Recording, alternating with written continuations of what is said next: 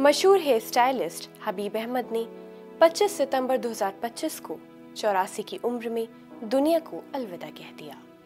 हबीब अहमद सिर्फ hair stylist नहीं थे, वो बालों के जादूगर थे जिन्होंने कैंची को कला और स्टाइल को विरासत बना दिया। नेहरू से लेकर अमिताभ तक उनकी कैंची ने लुक्स गढ़े और हबीब को एक नाम नहीं बल्कि एक आइकन बना दिया। आदाब, मैं हूँ आपके साथ अमीना माजिद और आप देख रहे हैं आवाज द वॉइस। हेयर स्टाइलिंग की दुनिया में हबीब अहमद ने ऐसा मकाम बनाया है जिसकी मिसाल कम ही देखने को मिलती है। 1970 और 80 के दशक में जब भारत में ब्यूटी और ग्रूमिंग को लेकर ज्यादा जागरूकता नहीं थी, तब हबीब अहमद ने इसे एक सम्मानजनक और फैशनेबल पेशा बनाया। हबीब एक ब्रांड है जिनके देश में कुल 1300 सैलून हैं। हबीब का कैंची और बाल से पुश्तैनी नाता है। आपको जानकर हैरानी होगी कि उनके पिता अंग्रेज अधिकारियों के और वो खुद पूर्व प्रधानमंत्री जवाहरलाल नेहरू के बाल काटा करते थे। इतना ही नहीं, उनके बेटे जावेद हबीब का जन्म भी राष्ट्रपति भवन में ही हुआ था।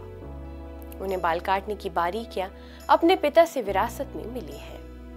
अपने पिता की परंपरा को आगे बढ़ा रहे हैं, जिसमें उनके बेटे जावेद हबीब भी शामिल हैं, जो अपने आप में एक फेमस हेयर स्टाइलिस्ट है।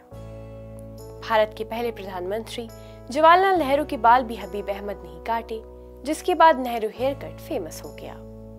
15 साल की उम्र में जब हबीब अहमद ने पहली बार भारत के पूर्व प्रधानमंत्री पंडित जवाहरलाल नेहरू के बाल काटे तो उनकी उंगलियां कांपने लगीं।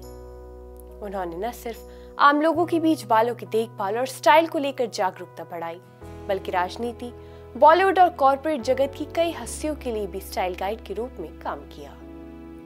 हबीब अहमद ने इंदिरा गांधी, राजीव गांधी, अमिताभ बच्चन, रतन टाटा सहित कई जानी मानी हस्तियों के लिए हेयर स्टाइल डिजाइन किया। उनका काम इतना बारीकी और सौंदर्यपूर्ण होता था कि उसे एक आर्टिस्टिक सिग्नेचर माना जाता था। उन्होंने अपने करियर में न सिर्फ नाम कमाया बल्कि हजारों युवाओं को ट्रेनिंग भी दी, जिन्हें आज भी भारत के कोने कोने में हबीब सैलून और एकेडमी के जरिए रोजगार और पहचान मिली है। हबीब अहमद भले ही आज हमारे बीच नहीं है, लेकिन उनकी विरासत, उनका ब्रांड और उनका स्टाइल आने वाली पीढ़ियों को प्रेरित करता रहेगा।